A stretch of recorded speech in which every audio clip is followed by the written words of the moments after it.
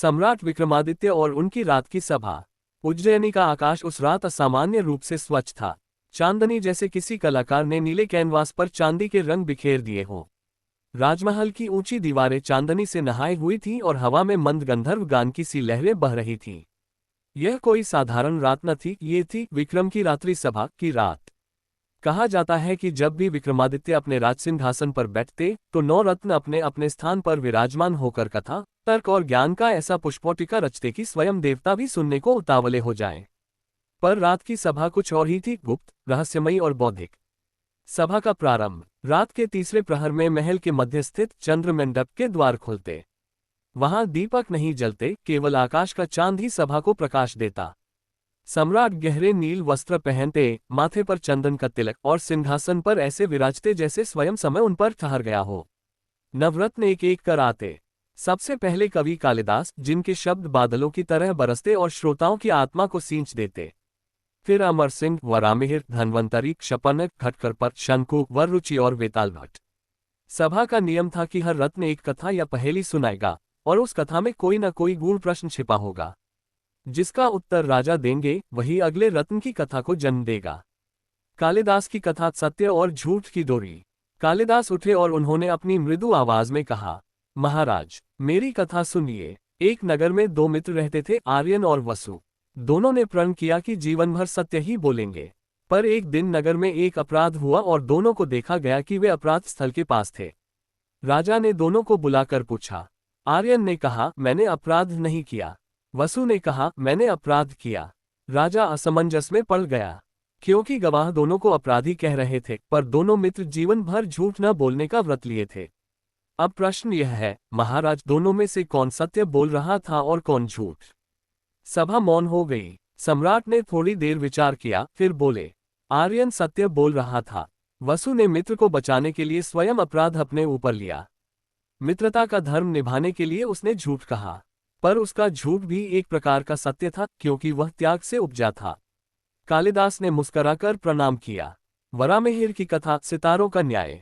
वरामिहिर उठे, महाराज, मेरी कथा आकाश से जुड़ी है। एक राजा ने ज्योतिषियों से पूछा, मेरे पुत्रों में से कौन राज्य का अधिकारी बनेगा? ज्योतिषियों ने कहा, जिसके जन्म के समय चंद्रमा और मंगल अनुकूल होंगे वही राजा होगा। राजा के 3 पुत्र थे। एक का जन्म अमावस्या को, एक का पूर्णिमा को और तीसरे का चतुर्थी को हुआ। समय बीता। अमावस्या पुत्र शूरवीर बना, पूर्णिमा पुत्र दानवीर और चतुर्थी पुत्र बुद्धिमान। प्रश्न यह है, महाराज, राज्य किसे मिलना चाहिए? विक्रम ने गहरी दृष्टि से सबको देखा। राज्य उसी को मिलना चाहिए जो तीनों गुणों को संतुलित कर सके। अकेला शौर्य प्रजा को भयभीत करेगा, अकेली दानशीलता राज्य को निर्धन करेगी और अकेली बुद्धि शुष्क होगी। अतः तीनों भाइयों को मिलकर राज्य चलाना चाहिए।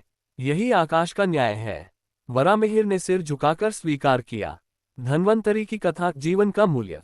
धन्वंतरी ने कहा, एक गांव में महामारी फैल गई। एक वैद्य के पास केवल एक औषधि बची थी, पर वह औषधि केवल एक व्यक्ति को ही बचा सकती थी। उसी समय 3 रोगी उसके द्वार आए, एक वृद्ध, एक युवा और एक बालक। प्रश्न है, महाराज, वैद्य को औषधि किसे देनी चाहिए? विक्रम कुछ क्षण मौन रहे, फिर बोले, औषधि उस बालक को देनी चाहिए। वृद्ध ने जीवन का रस चखा, युवा ने जीवन का संघर्ष देखा, पर बालक ने अभी जीवन को जाना ही नहीं। उसके जीवन में समस्त संभावनाएं छिपी हैं। यही सच्चा मूल्य है। सभा में सहमति की सरगर्मी फैल गई। शंकु की कथा, राजधर्म की परीक्षा। शिल्पी शंकु बोले, महाराज, मेरी कथा राज्य की है। एक नगर में 2 व्यापारी झगड़ पड़े। दोनों ने एक ही रत्न पर दावा किया। न्यायाधीश ने कहा, रत्न आधा आधा बांट दिया जाए, पर वह रत्न अद्वितीय था, विभाजित होते ही मूल्यहीन हो जाता। अब प्रश्न यह है, महाराज, राजधर्म किसे रत्न देना चाहिए? विक्रम ने उत्तर दिया, रत्न उसी को मिलना चाहिए जो उसके बिना भी सुखी रह सके, क्योंकि जो वस्तु को लेकर लोभ करता है वह उसका अधिकारी नहीं। असली अधिकारी वह है जिसके पास त्याग है। घटकर पर की कथा, हंसी का रहस्य। घटकर पर ने मुस्कुराते हुए कथा कही। एक दिन एक भिखारी दरबार में आया। उसने राजा से कहा, मुझे हंसाए, तभी मैं प्रसन्न होकर जाऊंगा। राजा ने उसे सोना दिया, पर वह ना हंसा। राजा ने गीत सुनाए, पर वह ना हंसा। अंत में राजा ने कहा, तेरे लिए सब कुछ किया, अब और क्या करूं? भिखारी हंस पड़ा। प्रश्न यह है, महाराज, भिखारी क्यों हंसा? विक्रम ने कहा, भिखारी हंसा क्योंकि उसने देखा कि राजा, जो सबको हंसाता है, स्वयं किसी को हंसाने के लिए व्याकुल हो गया। यही विडंबना उसे आनंदित कर गई। कभी कभी हंसी दूसरों को बदलते देखने से आती है, न कि उपहार से। अमर सिंह की कथा, शब्दों का बोझ। अमर सिंह ने कहा, एक कवि ने एक रचना की जिसमें उसने राजा की आलोचना की। लोग डर गए, पर कवि ने कहा, मेरे शब्दों का उद्देश्य राजा को गिराना नहीं, उसे ऊंचा उठाना है। प्रश्न है, महाराज, क्या आलोचना अपराध है या उपकार? विक्रम ने कहा, सत्य आलोचना उपकार है, क्योंकि राजा यदि दर्प में अंधा हो जाए तो प्रजा पीड़ित होती है। आलोचना वही दीपक है जो अंधकार में पथ दिखाता है। शपनक की कथा, वन का प्रश्न।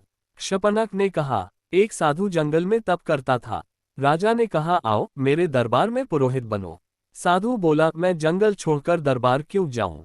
अब प्रश्न है, महाराज, साधु का स्थान कहाँ है, वन में या दरबार में? विक्रम ने कहा, साधु का स्थान वहां है जहां उसका ज्ञान सबसे अधिक फल दे सके। यदि दरबार में जाकर वह धर्म और नीति फैला सके तो दरबार श्रेष्ठ है। यदि अकेले तप से लोक कल्याण हो तो वन श्रेष्ठ है। स्थान नहीं, उद्देश्य महत्वपूर्ण है। वररुचि की कथा, ज्ञान और धन। वररुचि बोले, एक नगर में दो विद्वान थे। एक के पास अपार ज्ञान था पर धन न था, दूसरे के पास अपार धन था पर ज्ञान न था। नगरवासी दोनों की ओर देखते पर सम्मान किसे दें इस पर झगड़ते।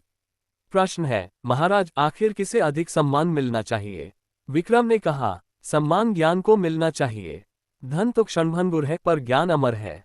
धन से केवल शरीर तृप्त होता है पर ज्ञान से आत्मा। आत्मा का मूल्य सदा बड़ा होता है। वेताल भट्ट की कथा, आत्मा की यात्रा। अंत में वेताल भट्ट उठे। उनकी आंखों में रहस्यमय चमक थी। महाराज, मेरी कथा आत्मा की है। एक राजा की मृत्यु हुई। यमदूत उसकी आत्मा को ले गए। मार्ग में आत्मा ने 3 स्वर सुने। पहला स्वर कहता था, मैं तेरे कर्म हूँ। दूसरा स्वर कहता था, मैं तेरी इच्छाएं हूँ। तीसरा स्वर कहता था, मैं तेरे स्मरण हूँ। प्रश्न यह है, महाराज, आत्मा के साथ कौन सा स्वर सदा रहता है? विक्रम ने आंखें मूंद लीं। कुछ देर मौन के बाद बोले, कर्म ही आत्मा के साथ रहता है। इच्छाएं और स्मरण समय के साथ मिट जाते हैं, पर कर्म की गंध आत्मा को हर जन्म में साथ मिलती है।